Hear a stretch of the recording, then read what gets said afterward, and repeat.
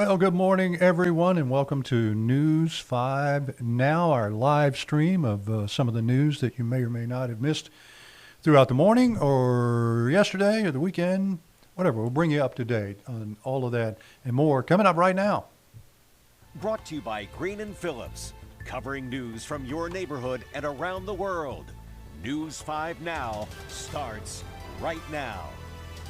Good morning once again. I'm Bill Riles with your News 5 Now update today, and we get right to our big stories this morning, and they include this one, number 5 today. President Trump will welcome his first Arab leader to the White House since beginning his second term, King Abdullah of Jordan, visiting hours after the president reiterated his proposed plan to move Palestinians out of Gaza after doubling down on his proposal to take over Gaza and permanently relocate millions of Palestinians to neighboring countries, including Jordan.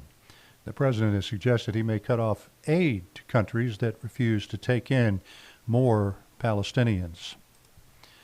Number 4, members of the Alabama legislature begin their second week of the 2025 session today. Gambling expansion is one topic lawmakers may move forward this year, but a conservative group says gaming is the wrong bet for the state. Members of the Alabama Policy Institute released their study that says no matter how the chips fall this year, any expansion of gambling is a loss. Whether it's a lottery, casinos, or sports betting, gaming seems to come up in the legislature every year. Of course, the API report entitled Gambling is the Wrong Way for Alabama says any gaming expansion will have short-lived economic boost with long-lasting impacts to society, increasing poverty and drug use, among other ills. Number 3, an argument led to a violent case of road rage. Now 2 people are in custody. The Okaloosa County Sheriff's Office says it happened late Friday night in Fort Walton Beach when 19-year-old Eli Pineda Lima and a 17-year-old got into an argument with the victim over money at a convenience store. The argument continued onto the road before shots were fired into the victim's car. No one was hurt in the shootout. Pineda Lima says they were only trying to scare the victim. Number 2, Mobile's first Mardi Gras parade this week, and the city has added bollards to sidewalks to help protect crowds during the celebration. Bollards, of course, are barriers like the one you see in the pictures here.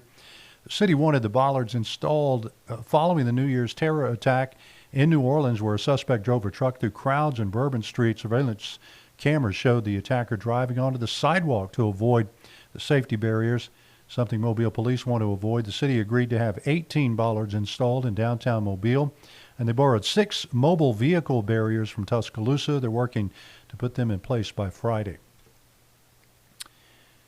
And let's see, number 1.